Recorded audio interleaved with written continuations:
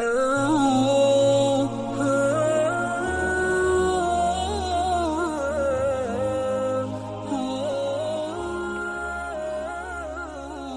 হামদুলিল্লাহি নাহমাদুহু ওয়া নুসাল্লি আলা রাসূলিহিল কারীম, আম্মা বাদ। সম্মানিত দর্শক, আসসালামু আলাইকুম ওয়া রাহমাতুল্লাহ। আজকের আলোচনা সূরা সফে রয়েছে মুসলিম বাহিনীর সামরিক শিক্ষা। সূরাটি কোরআনুল কারীমের 61 নম্বর সূরা এবং এর আয়াত 14টি। সূরাটির অর্থ সফ অর্থাৎ সারিবদ্ধ সেনাদল, মুসলিম সেনাবাহিনী।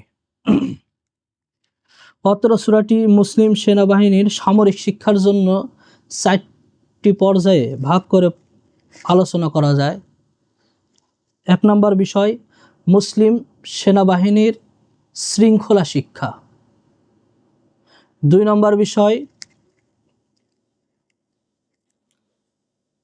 মুসলিম সেনাবাহিনীর শত্রু চিহ্নিতকরণ।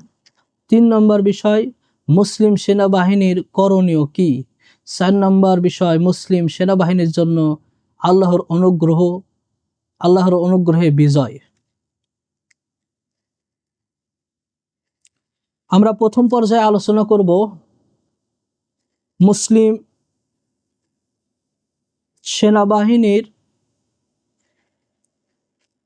সেনাবাহিনীর শৃঙ্খলা শিক্ষা। আল্লাহ সুবহানাহু ওয়া তাআলা বলেন, আউযু বিল্লাহি মিনাশ শাইতানির রাজীম, বিসমিল্লাহির রহমানির রহিম। সাবহা লিল্লাহি মা ফিস সামাওয়াতি ওয়া মা ফিল আরদ ওয়া হুয়াল আজিজুল হাকীম।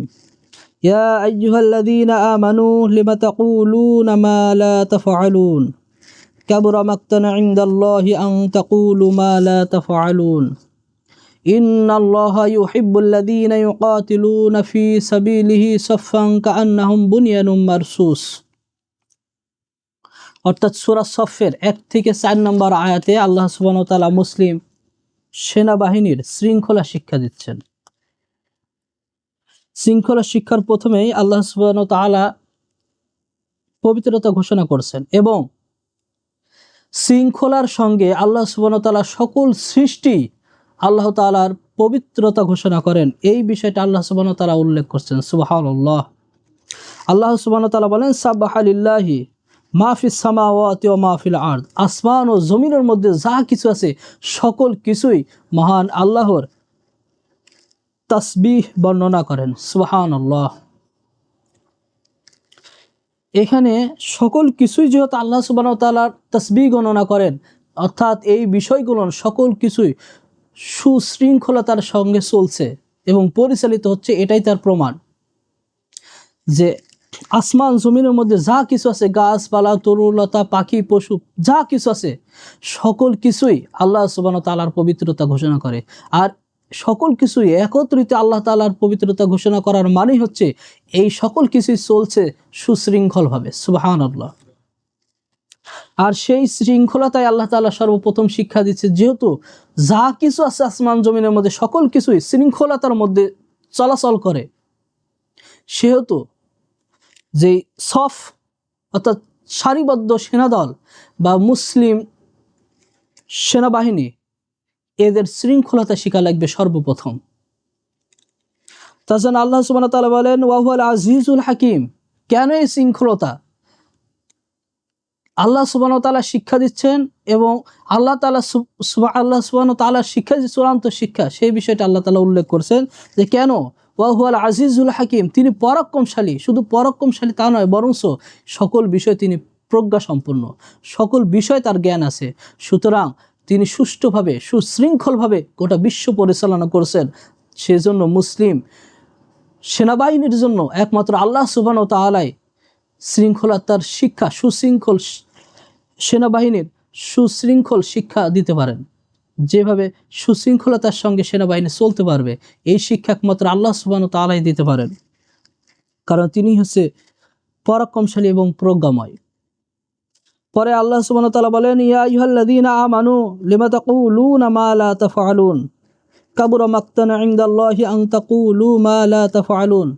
এখানে আল্লাহ সুবহানাহু ওয়া তাআলা মুমিনদেরকে ডাক দিয়ে বলছেন, হে মুমিন, যারা তোমরা আল্লাহকে বিশ্বাসী, রসুলকে বিশ্বাস করার দাবি করো, তাদেরকে আমি বলছি যারা তোমরা তোমাদের কথা এবং কাজে মিল রাখবে। মুসলিম সেনাবাহিনীর মূল চিন্তাই থাকবে তাদের কথা এবং কাজে মিল থাকা এবং শৃঙ্খলতার সাথে এই বাহিনীকে পরিচালনা করা। যদি কথা এবং কাজে মিল না থাকে এবং তাদের ওয়াদার কোনো মূল্য না থাকে, তাহলে সেই বিষয়টা কখনোই শৃঙ্খলতার মধ্যে আসবে না। সুতরাং মুসলিমদের যে কমান্ড থাকবে, যে কমান্ডার থাকবে, সেই কমান্ডার যেইভাবে তাদেরকে বলবে কোরআন সুন্নাহ অনুযায়ী, ঠিক সেইভাবেই তাদেরকে পরিচালিত হতে হবে। এবং কোনো সেনাবাহিনী যদি কোনো সৈনিকরা কোনো কাজে যায় বা কোনো জায়গায় ছুটিতে যায় বা কোনো জরুরি প্রয়োজনে যায়, তো অবশ্যই তাদের যে কমান্ডার আছে বা আমির আছে, সেই বিষয়ে অবশ্যই তাকে অবগত করতে হবে। আর এই ক্ষেত্রে কখনোই তাদের কথা এবং কাজে অমিল করা যাবে না। এখানে দুইটা বিষয় আসে। একটা আছে যে সেই সময়কার সাহাবীরা, এই সূরাটি যে বিষয়ে নাজিল হয়েছিল সেই বিষয়টা ছিল এমন যে তৎকালীন সময়কার সাহাবীরা, আল্লাহ রসুল সাল্লাল্লাহু আলাইহি ওয়াসাল্লামের সাহাবীগণ চিন্তা করছিল। আব্দুল্লাহ ইবনে সালাম রাদিয়াল্লাহু আনহু বলেন যে আমরা পরস্পর আলোচনা করছিলাম, চিন্তা করছিলাম যে আল্লাহ তাআলার কাছে কোন আমলটা সবচেয়ে বেশি প্রিয়।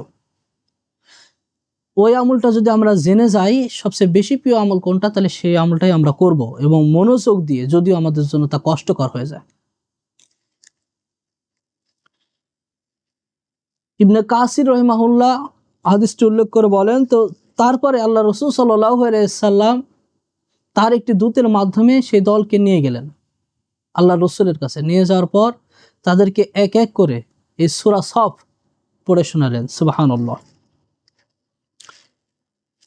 অর্থাৎ মুমিন যারা যে সকল মুমিনরা যারা চিন্তা করেছিল, বারবার বলতেছিল যে একটা ভালো আমল, সবচেয়ে আল্লাহ তাআলার কাছে গ্রহণযোগ্য যদি একটা আমল থাকতো, সেই আমলটাই আমরা করতাম, যদিও আমাদের জন্য কষ্টকর হতো। সে আমলটা আল্লাহ তাআলা শিক্ষা দিচ্ছেন যে কোন আমল, সাহাবীরা যে এত আকাঙ্ক্ষিত হয়ে আছে কোন আমলটা করলে আল্লাহ সবচেয়ে বেশি খুশি হয়, সেই বিষয়টা আল্লাহ সুবহানাহু ওয়া তাআলা জানিয়ে দিয়েছেন। সেটা হচ্ছে আল্লাহ সুবহানাহু ওয়া তাআলা বলেন, ইন্নাল্লাহা ইউহিব্বুল্লাযীনা ইউকাতিলুনা ফী সাবিলিহি সাফফান কাআন্নাহুম বুনিয়ানুম মারসুস। সেটা হচ্ছে আল্লাহ তাআলা বলছেন, নিশ্চয়ই আল্লাহ তাদেরকে ভালোবাসেন যারা আল্লাহর পথে সুদীর সারিবদ্ধভাবে তারা প্রাচীরের ন্যায় সশস্ত্র জিহাদ করে এবং মুসলিম সেনাবাহিনী হিসেবে শত্রুপক্ষের সাথে লড়ে। তো এখানে একটা বিষয় দেখার দরকার যে নিজের ইচ্ছা মতন করে সেনাবাহিনী গঠন হয় না।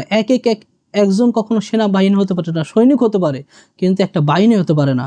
অথচ আল্লাহ তাআলা এখানে বলছেন, ইন্নাল্লাহা, নিশ্চয়ই আল্লাহ, ইউহিব্বুল্লাযীনা, তাদেরকে ভালোবাসেন, আল্লাযীনা, যারা ইউকাতিলুনা, কি করে, সশস্ত্র যুদ্ধ করে। এখানে কিতাল শব্দ ব্যবহার করা হয়েছে। আল্লাহ সুবহানাহু ওয়া তাআলা এখানে কিতাল শব্দ ব্যবহার করা হয়েছে, এর দ্বারা শুধু জিহাদকে প্রচেষ্টা হিসেবে নিয়ে, এখানে অর্থ সংগ্রাম অর্থ করে মিছিল মিটিং করে এটার অপব্যাখ্যা ছাড়া কিছু হবে না। সুতরাং এখানে বলা হয়েছে যে সেনাবাহিনী থাকবে মুসলিম সেনাবাহিনী, তারা থাকবে সশস্ত্র সেনাবাহিনী, যেই অস্ত্র দ্বারা একজনের প্রাণ নেওয়া যাবে, প্রাণ নাশ করা হবে। কতলের সংজ্ঞা হলো যেই জিনিস দ্বারা যা দ্বারা প্রাণ নাশ করা হয়, প্রাণ নাশকে কতল বলা হয়। সুতরাং এখানে বলা আছে ইউকাতিলুনা ফি সাবিলি, যারা আল্লাহর পথে কতল করে, আল্লাহর পথে তারা কি করে, কতল করে এবং আল্লাহর পথে সশস্ত্র যুদ্ধ করে। এই সেনাবাহিনীর কথা বলছে। এদের বৈশিষ্ট্য কি হবে? সফাং, তারা হবে সারিবদ্ধ। এই সেনা দল থাকবে সারিবদ্ধ, অর্থাৎ একটা বাহিনী। কান্নাহুম বুনিয়ানুম মারসুস, আর তাদের দৃষ্টান্ত হবে তারা সীসাঢালা প্রাচীরের মতো। তারা দৃঢ় থাকবে, তাদের মনোবল এবং ইমানি বল থাকবে অতি দৃঢ়। সুতরাং এই শৃঙ্খলতা তাদেরকে আগে প্রয়োজন, তাদেরকে সারিবদ্ধ হয়ে থাকার জন্য শৃঙ্খলতা প্রয়োজন। যদি তারা শৃঙ্খলতা সম্পর্কে না জানে, যদি তারা শৃঙ্খল সাথে না থাকতে পারে, তাহলে এই মুসলিম সেনাবাহিনী কখনো সারিবদ্ধভাবে থাকতে পারবে না এবং তাদের মধ্যে সে দৃঢ়তাও থাকবে না। সুতরাং সর্বপ্রথম যে আলোচনাটা এবং প্রথম ভাগের যে বিষয়টা, সেটা হচ্ছে মুসলিম সেনাবাহিনীর শৃঙ্খলতা শিক্ষা। সুতরাং সূরা সফের 1 থেকে 4 নম্বর আয়াতে মুসলিমদেরকে আল্লাহ সুবহানাহু ওয়া তাআলা শৃঙ্খলতার শিক্ষা দিচ্ছেন। আগামী এই শৃঙ্খলতা বিষয়টা নিয়ে আমাদেরকে আরও ভাবতে হবে এবং এই বিষয়টা নিয়ে অবশ্যই আমাদেরকে আনুগত্যে দৃঢ় থাকতে হবে, যেন আমরা মুসলিমরা কখনোই একে অপরের সাথে বিচ্ছিন্ন না হই এবং শৃঙ্খলাবদ্ধ হিসেবে থাকতে পারি। আর একটা বিষয় হচ্ছে এখানে বলছে ফি সাবিলিহি, এখানে ফি সাবিলিহি বা ফি সাবিলিল্লাহ, আল্লাহর পথ। এখানে অনেকেই কিন্তু আল্লাহর পথ বলতে একটা বিষয় বোঝে, আল্লাহর পথ বলতে বোঝে যে আল্লাহর পথে একদিন বা এক রাত অতিবাহিত করা, আল্লাহর পথে চিল্লাতে বের হওয়া, 40 দিনের চিল্লাতে, 3 চিল্লাতে, জীবন চিল্লাতে, বিভিন্ন চিল্লার কথা বের করেছে। আসলে আল্লাহর পথ বলতে কখনো এই জাতীয় চিল্লাকে আল্লাহ তাআলা বোঝায় নাই। এবং 4 ইমামের, ইমাম আবু হানিফা রহিমাহুল্লাহ, ইমাম মালিক রহিমাহুল্লাহ, ইমাম শাফি রহিমাহুল্লাহ এবং ইমাম হাম্বল রহিমাহুল্লাহর 4 ইমামের একই মত যে ফি সাবিলিল্লাহ অর্থ আল্লাহর পথ বলতে শুধুমাত্র জিহাদকে বোঝায়, যা আল্লাহ তাআলার পথে সশস্ত্র জিহাদ করাকে বোঝায়। আর ইমাম আহমদ ইবনে হাম্বল রহিমাহুল্লাহ বলছেন যে এটা আল্লাহর পথ বলতে জিহাদ ফি সাবিলিল্লাহ বলতে আল্লাহর পথ বলতে যুদ্ধ বোঝায় এবং হজ করাকে বোঝায়। সুতরাং এই বিষয়টাই হচ্ছে সঠিক যে যখন ইসলামী শাসন ব্যবস্থা, ইসলামী ইমারত, ইসলামী খেলাফত থাকবে না, তখন সকলের জন্যই জিহাদ ফি সাবিলিল্লাহ বলতে আল্লাহর পথ বলতে আল্লাহর পথে যুদ্ধ করে ইসলাম বিজয় আনার চেষ্টা করেকে বোঝায়। এটা 40 দিন, 42 দিন, 30 দিন, 3 দিন টুপলা নিয়ে বিভিন্ন জায়গাতে চিল্লা করাকে বোঝায় না। আর যখন ইসলামী খেলাফত প্রতিষ্ঠিত হবে, ইসলামী ইমারত প্রতিষ্ঠিত হবে, তখন সেই ইমারত বা খেলাফতের অধীনের মুসলিমদেরকে হজে